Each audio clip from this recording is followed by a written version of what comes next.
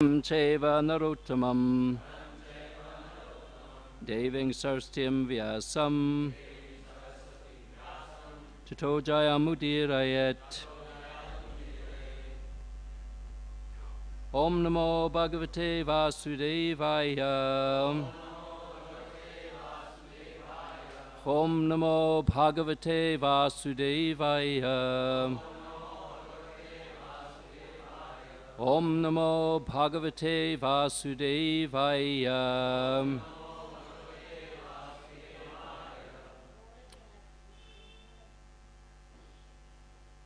Reading from the Srimad Bhagavatam, translation and commentary by His Divine Grace A.C. Bhaktivedanta Swami Srila Prabhupada. Jai Srila Prabhupada. Reading today from Canto 10, Chapter 58, text number 2. Drishtva tam agatam partha mukundam akileshwaram utashtur yugapad viraha prana mukam ivagatam Drisva tamagatang pata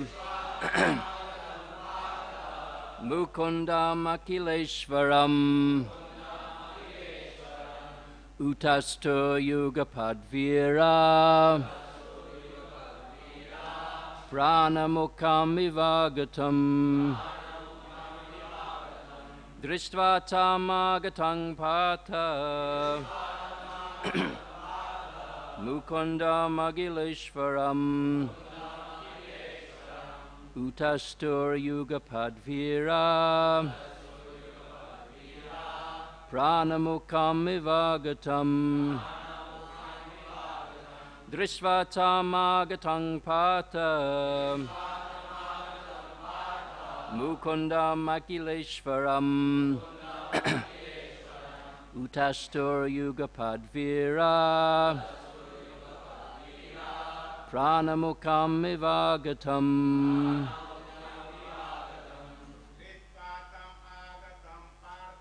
Drisvatam agatam pata Mukundam akileshwaram Utastu yugapadvira Pranamukam ivagatam Hamakatam pata Mukundam agileshwaram Pira Pranamukam ivagatam Drishvatam agatam pata Mukundam akileshwaram Utashto yugapadvira Pranamukam ivagatam. Ladies,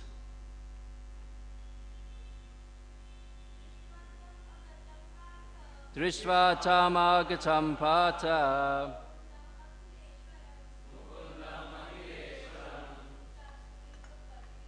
Utasto yugapadvira Pranamukam ivagatam. Drishtva,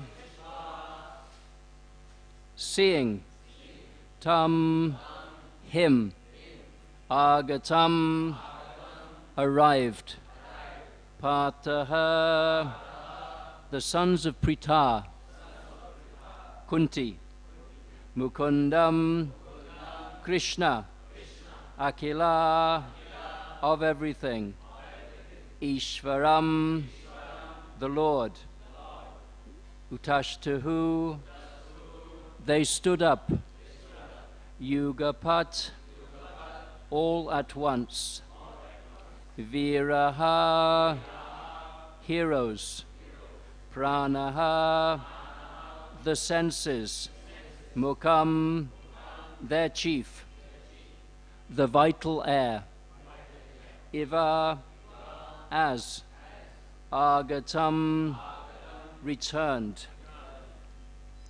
Translation.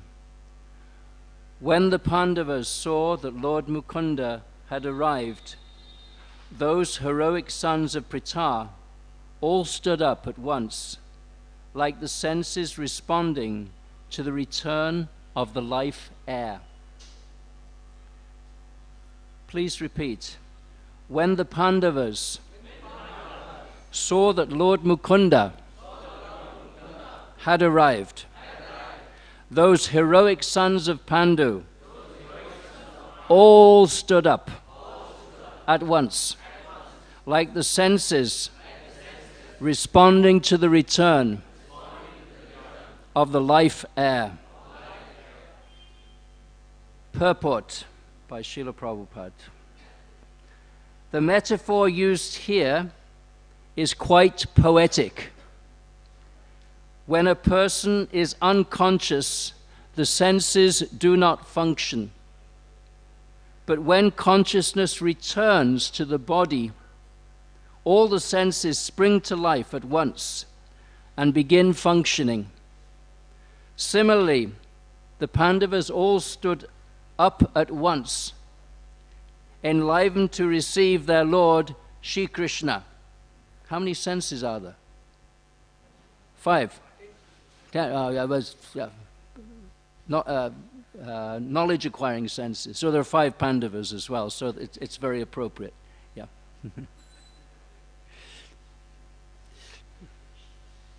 Drishva tam agatam pata mukundam akileshwaram utastur yugapadvira pranamukam ivagatam.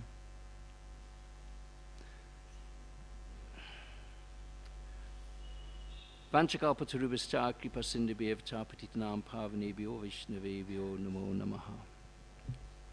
Jai Shri Krishna Chaitanya Prabhu Nityananda Shri Advaita Gadadhar Shivasti Gaura Bhaktavinda.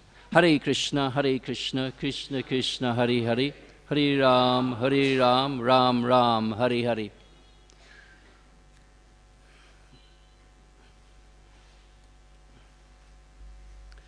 This is a very significant verse in the sense that the Pandavas all became very enlivened when the Lord returned.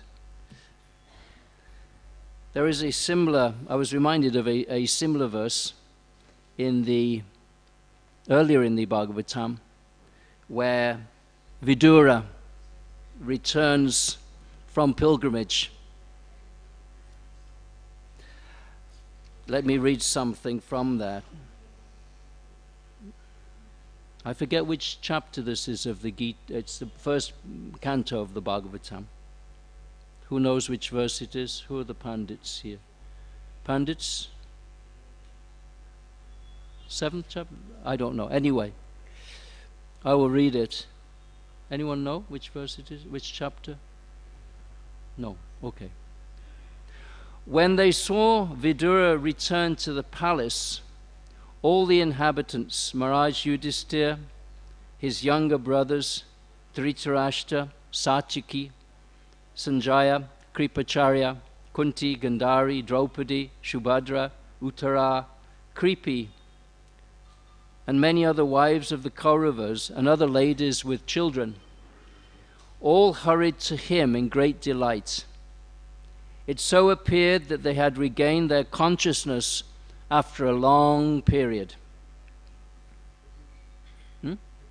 Thank you. 13th chapter of the first canto. With great delight they all approached him, as if life had returned to their bodies. They exchanged obeisances and welcomed each other with embraces. Purport by Srila Prabhupada. In the absence of consciousness, the limbs of the body remain inactive. But when consciousness returns, the limbs and the senses become active. And existence itself becomes delightful. I'm going to read that again. And existence itself becomes delightful. Vidura was so dear to the members of the Kaurava family that his long absence from the palace was comparable to inactivity. All of them were feeling acute separation from Vidura, and therefore his return to the palace was joyful for all. There is sometimes a misconception, even sometimes occasionally amongst our ISKCON devotees, that life is bad. I'd like to explore that theme, because it is a misconception. Srila Prabhupada is saying here, life is good. Yes, we have to understand this. Embodied life is a little problematic. And I don't really have to get into the details, because we all know that, actually. No one can really argue that embodied life is difficult. There is always some challenge. But the point here is that life is good. The other element I'd like to explore is the role of affection and love, because there is a misunderstanding here. The human condition is rather difficult. On one side, as human beings, we want to enjoy. Yes?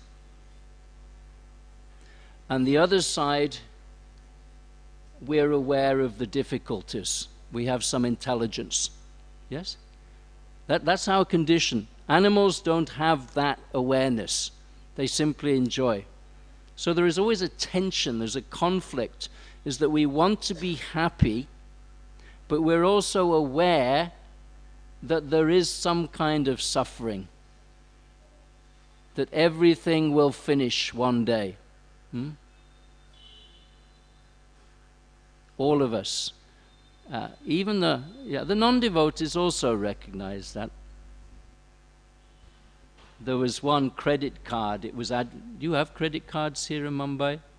You're becoming very advanced, I see. I saw that very tall building coming. Yeah. Personal home, yeah?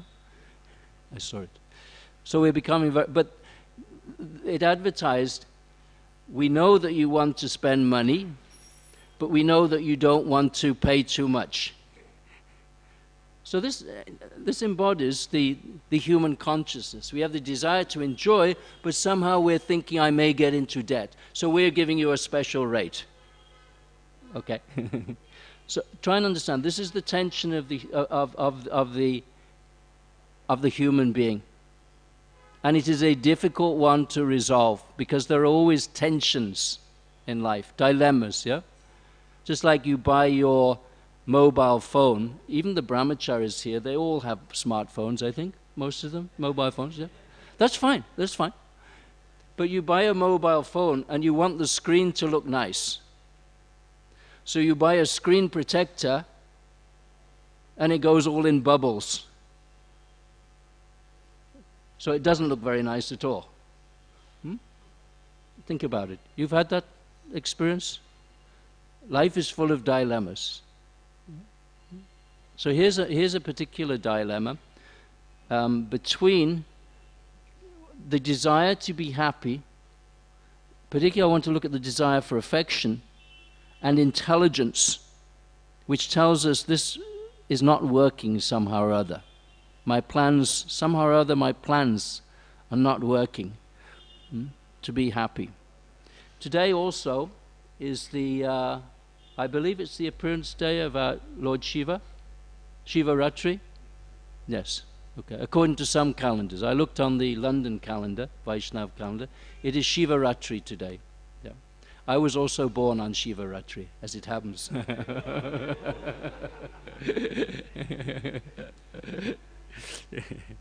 So we could actually pay homage to Lord Shiva. It is mentioned in every morning we say that we shouldn't take the names of, consider the names of Lord Shiva or Lord Brahma to be equal to the name of Lord Krishna. But we should not offend Lord Shiva. Vaishnavanam Yata Sambhu. He's considered the greatest Vaishnava, So we should be very, very careful about offending Lord Shiva. And there is an interesting episode in the Puranas, also in the Bhagavatam, about Daksha, who actually offended Lord Shiva. And we know what happened to him. He ended up with a goat's head, I think, Daksha. So these two traditions, there are two, sometimes those who are scholars define our broader Vedic or Hindu tradition in two ways. There is what they call Brahmanism or Brahminical culture, represented by Daksha. Generally, they aim to more enjoy the world in a religious way. Sometimes that's associated with karma kanda. Yeah? So the idea to become elevated to the heavenly planets, to enjoy this world as long as we can. And then there is the opposite. They don't get on, these two sides, very well, because Lord Shiva, Daksha wasn't happy that his daughter Sati had married Lord Shiva. I mean, he didn't even have a house. What to speak of a 36-story building like you have in Bombay. He didn't have any house. So Daksha wasn't very happy. So this represents this tension. Daksha was thinking, he doesn't have anything. His followers dress very badly. And then the followers of Shiva, those who are the renunciants of this world, they think these people are just trying to enjoy the world. They're worldly minded. These two traditions, sometimes they're called Brahmanism and the Shramanism sometimes, that tradition. So if you go to the Kumbh Mela, you see a lot of the yogis. They're renouncing the world. Lord Shiva also is Mahayogi.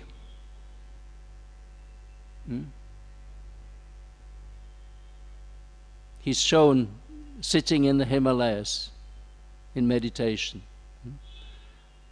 But he's also sometimes shown with Parvati. So how do we understand this? Yes? I think once some of the sages laughed at him.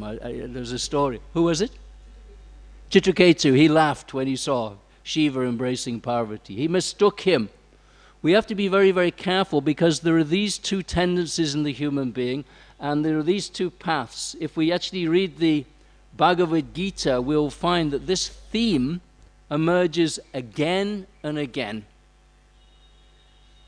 At the beginning of the 3rd chapter, the beginning of the 5th chapter, the beginning of the 12th chapter, because Arjuna was bewildered because he'd been told, restrain the senses, buddhi yoga. But he couldn't understand how Krishna was advising him, you fight. Because he was thinking that actually restraining the senses means no action. And by the way, action and the emotions are very closely linked. Here, the Pandavas felt joy when they saw Lord Krishna, so they got up. Emotion. There is a connection between the emotions and activity. So what role do the emotions play? This is a key element in spiritual life, and it is resolved most perfectly by the Bhagavad Gita. It actually explores this issue. It's interesting in Western philosophy. There is a strand of philosophy coming from the Greeks. The idea is that the emotions are bad and the intelligence is good. Therefore, we have to suppress the emotions. Is that our path? Try to understand this. To actually try and understand the personalistic philosophy is not easy. We tend to think it is easy through our mental speculation to come to that idea of an impersonal God, or to somehow deny the self. This negation. One devotee asked me to quote Shakespeare, so I will do. And this is the point. Is that path of negation Good. Is it useful? Actually, on one lecture, Srila Prabhupada says, he almost speaks in an English way. He said, we sometimes, he's understating here, we sometimes criticize the Mayavadis. It's an understatement. We sometimes criticize them. He's got it, he understands. We sometimes criticize the Mayavadis, but they are greater than the karmis. However, there is a flip side to this, that when one takes to that path of self-negation, rather than trying to enjoy the world, when one tries to attain liberation, usually through the process of jnana, that the heart becomes very hard. Therefore, when the Prachetas had performed severe penance in the ocean, and they emerged from the ocean and they saw the trees, and they were concerned that the trees need to be cleared to produce crops, they actually became angry. And from their eyes, they produced fire that burnt the trees to ashes. This is yoga. Yoga, siddhi. They had that power. But the point is, they became angry. Because they'd undergone that process of severe austerity, but their hearts were not pure. So this is not the process of bhakti. So what do we do in the human form? It's very difficult, isn't it? We want affection, we want love, and yet we don't yet love Krishna.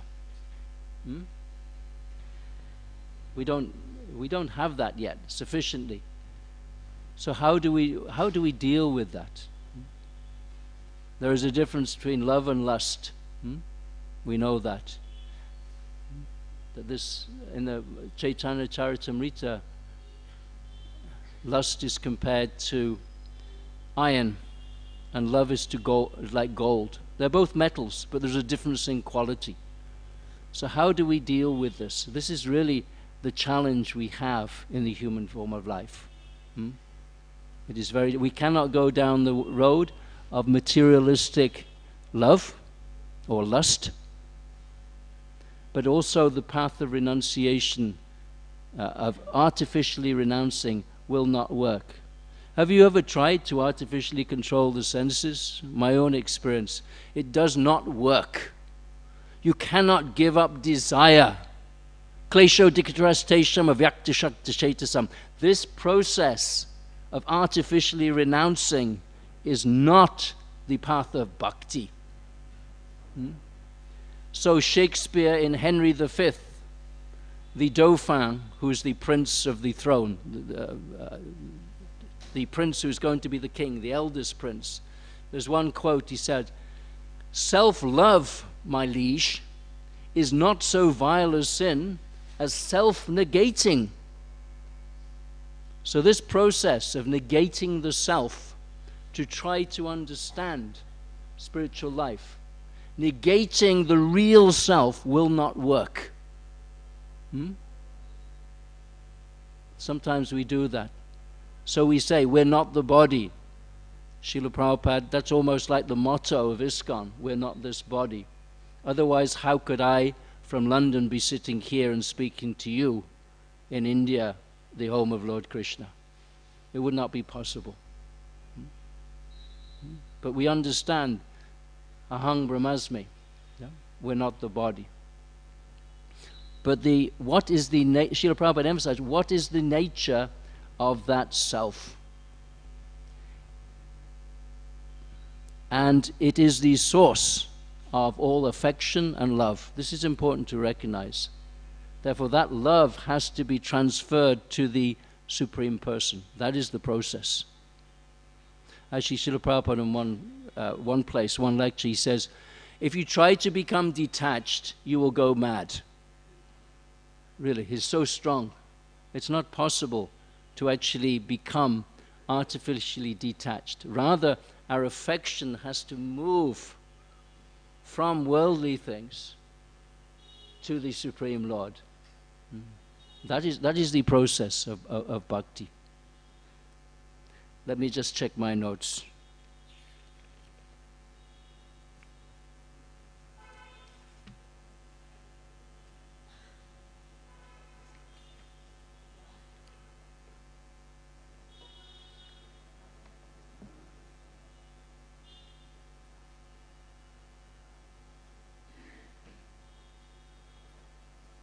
I've got it here.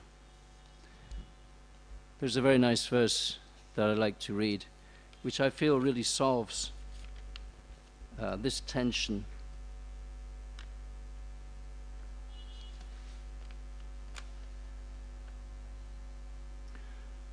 This is from the 3rd canto, chapter 25 of the Bhagavatam. Prasangam ajaram pasham atmanan atmanak kavayo vidu saeva sadhusho krito moksha dwaram apavritam. The translation is, every learned man knows that attachment for the material is the greatest cause of bondage.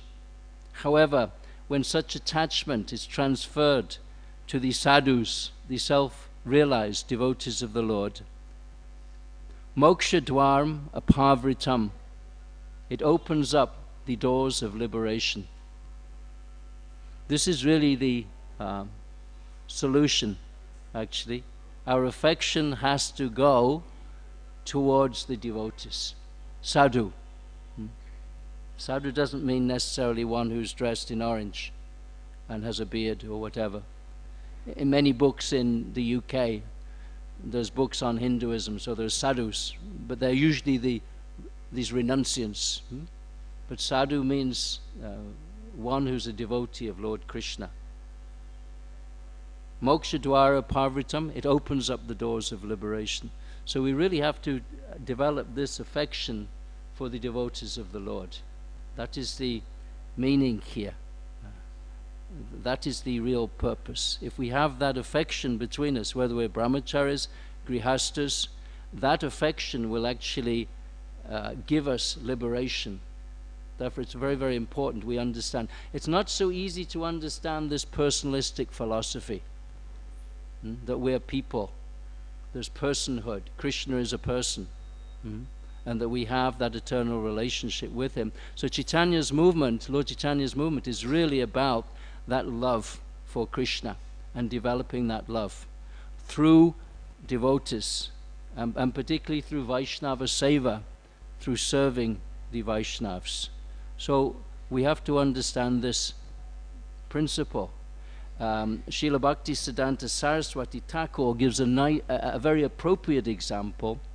He gives an example from the Vedic culture that when the wife is at home, she dresses nicely, and when the husband goes away, she dresses poorly. In some cultures, it's the opposite. Those who are husbands will know that they want their wives to be dressed nicely. They should do. They should do. But in some cultures, it's the opposite. They dress really badly. Actually, this is an important part of Vedic culture. Actually,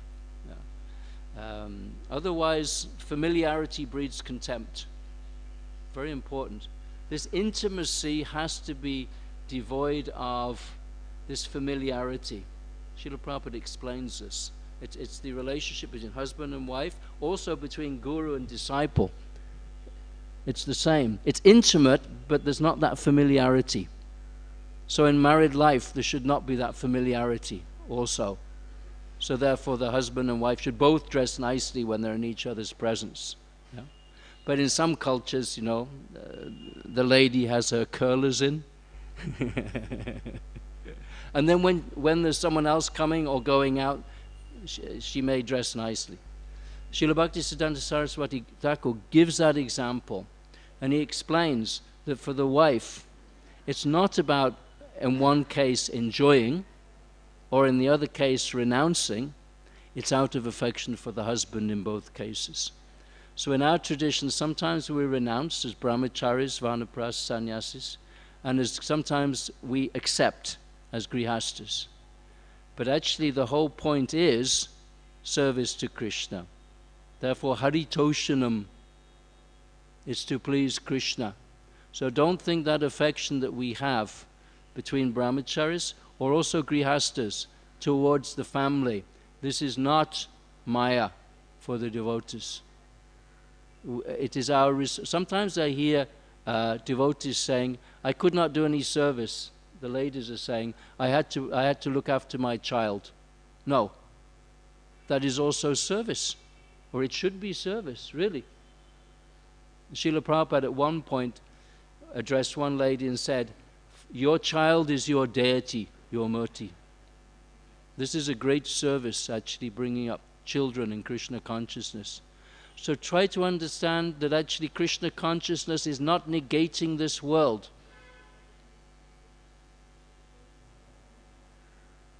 Everything can be used in Krishna's service, and Srila Prabhupada, if you read his books carefully, wants us to go into the world, not to become affected by it, true, but to go into the world and to have an impact in all areas of life, all worthy areas of life, sorry. This Krishna consciousness movement, the philosophy is good, but we have to demonstrate it through our own lives. Srila Prabhupada has said, this Krishna consciousness movement will spread through our character and our conduct. Not that we're all Srila Prabhupada, Srila Prabhupada, Srila Prabhupada, but our other religions do that as well. Yes, they glorify their leader. That's fine, we do glorify Srila Prabhupada, but the real glorification will be when we can actually set an example for others how to follow.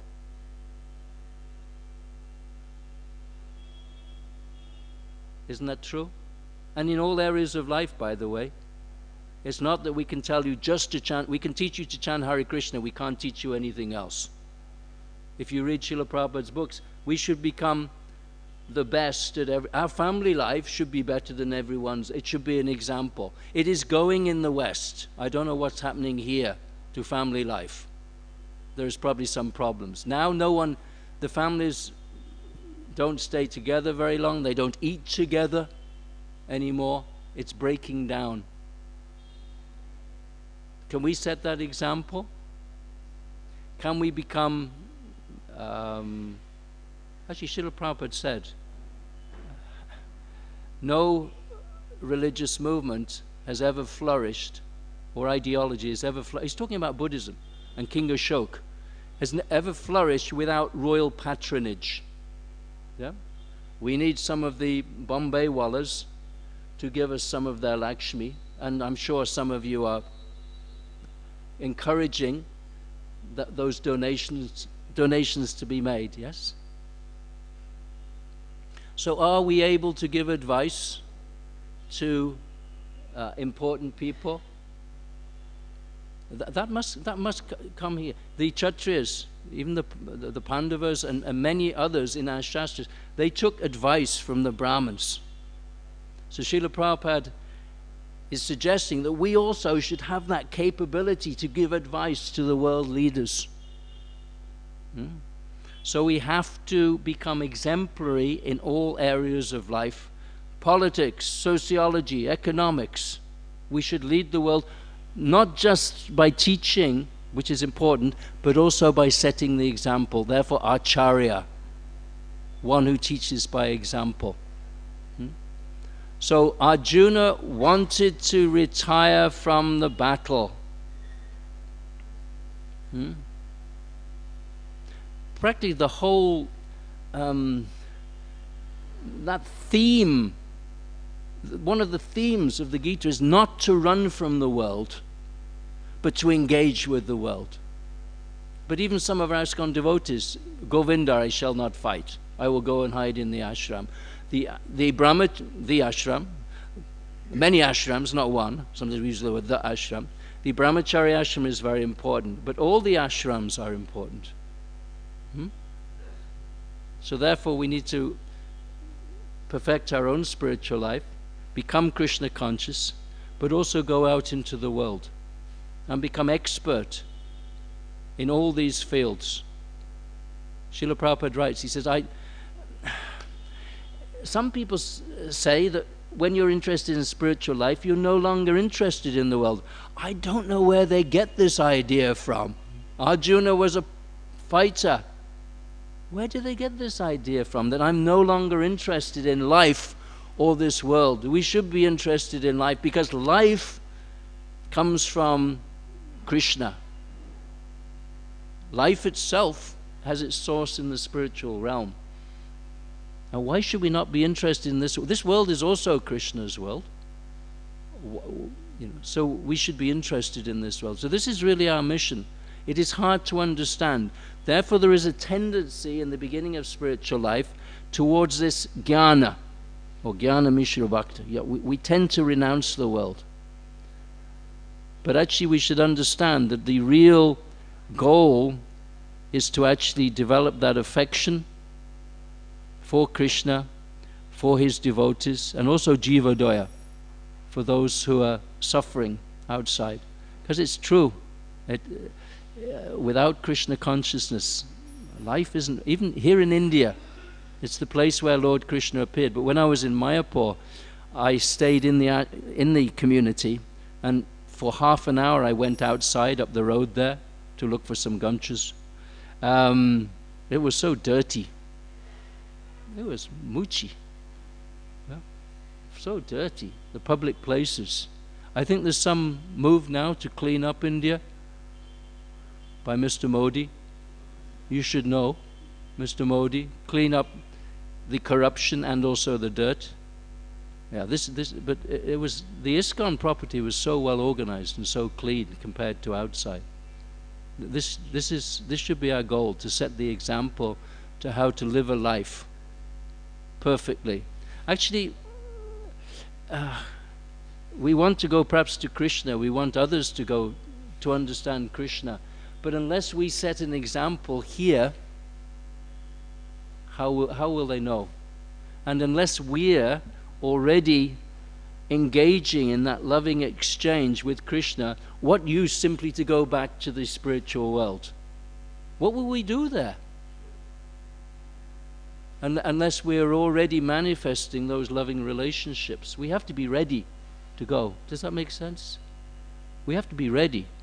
So our job is actually to develop that society that shows that love and affection. Very, very important. Caring for devotees. This is really our goal. And then also we will have that real affection for Lord Krishna. So also Lord Shiva, he's also the Mahayogi, but he also has that affection. And even I think in India, I think the ladies pray to get a husband like Shiva, and probably the husbands pray to get a wife like Parvati, I don't know. But they actually pray because he's a devotee. He may not have a house, but he has all good qualities.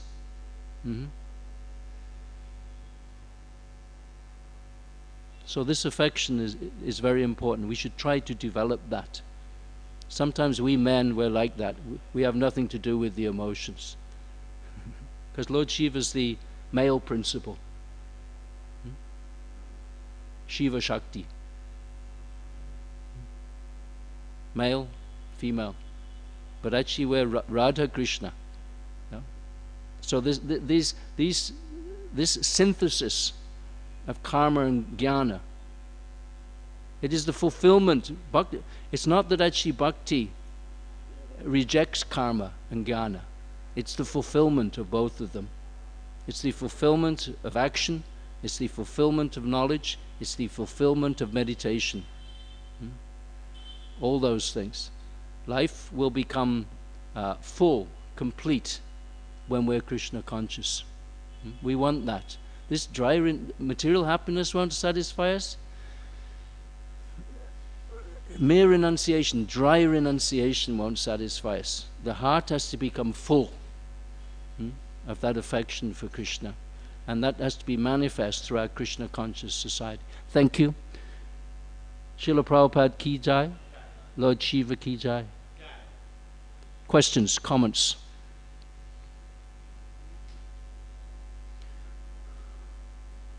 There must be something. Someone must have objected to something I said. Please. Chanika Pandit has said, one should accept knowledge with understanding, not simply out of respect for the teacher. It needs to be grasped. Knowledge needs to be grasped. Hare Krishna Das. Some comment. Yes, Prabhu.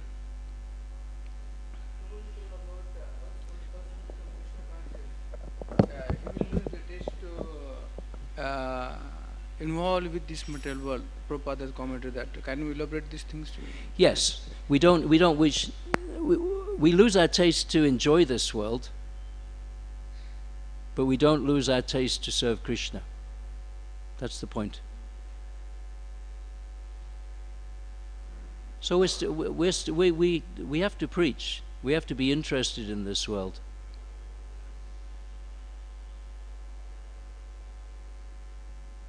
But not to enjoy, to serve. That's the difference. Why are we interested in life? That's the question. Either to enjoy this world, or the other hand, I want to reject this world. But that won't work, you see. A devotee sees that this is also Krishna's world. Those who are very advanced, they see it like that. And as devotees, we also see this is Krishna's energy. This world exists. It's false in the sense it's temporary. But it's not false in the sense that it doesn't exist. It is here. This world is here. We have a material body. It is here. You can't just imagine this. It's not here. The difference is the consciousness. While we're in spiritual, if we're in material consciousness, we'll see the world differently than we're in spiritual consciousness. But we should be interested. Life, the source of life is the self. Try and understand this. When we take to the path of denying, negating, neti, there's a problem. Because this world is this world matter? Is it material? You answer me. Prabhu, what do you say? It isn't, you're saying. What is it? Huh? It depends on how you perceive it. Yes, good. What else? 13th chapter of the Bhagavad Gita. Everything here know that everything here is a combination of the field and the knower of the field. This is spirit. Spirit is here in this world. It's a mixture of spirit and matter. Therefore, when we try to negate artificially, we negate not only matter, but we negate spirit. One has to try and see spirit manifest in this world, the Lord manifest in this world. Therefore, Krishna explains, I am the sun, I am the moon, I am spring, I am the ocean. That is Paramahamsa. He sees the spiritual. He has that discernment, you see. And actually, if we negate the self, where do emotions come from? Where does love and affection come from? It appears to come from the body, in a sense. Sometimes something good happens, we feel happy. Yeah? Something bad happens, we feel unhappy. So it seems that actually this emotion is somehow being determined by the material energy. But my question to you is, where do these emotions come from? I want some answers. What's their source? Oh, I'm getting some... Anyone? Huh? Krishna or the self? Yes? The Supreme Self or the self? It's a you won't find affection and love in a microphone, right? Do you?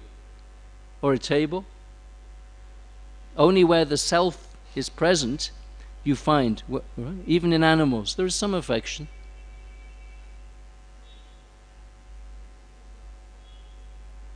So where does that affection? It comes from the soul.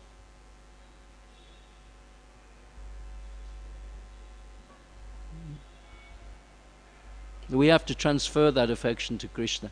And desire, can you give up desire? It's not possible. Not possible. If we're having trouble controlling our senses, I think we should increase our desire to serve Krishna. Yeah, really. Get the mission of the spiritual master, plant that mission of the spiritual master in the heart, then we'll be safe. I want to please my spiritual master. Increase our desire, somehow or other. Have I got this wrong, or am I right? Increase our desire. That's the bhakti process. You cannot give up desire. You cannot give up affection. You cannot give up action. This is not our philosophy. Those things have to be transformed. Therefore, when I was coming through Mumbai, I was wondering, is this good that I'm seeing so many new skyscrapers? Are we thinking, is it being westernized? But what's the problem? There's more wealth, therefore we can serve Krishna better. Yeah, that's how we should see it. Srila Prabhupada wanted that. He wanted the wealth that was then in the West at that time. Now it's changing.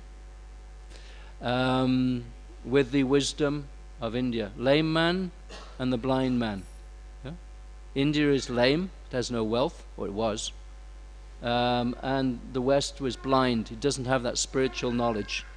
He wanted that combination. So it's fine. Let's take that wealth and build an exemplary Krishna conscious society. And talking of affection, thank you very much for welcoming me here. So nice to see so many of my old friends and to meet many new devotees as well. Hare Krishna. Hare Krishna.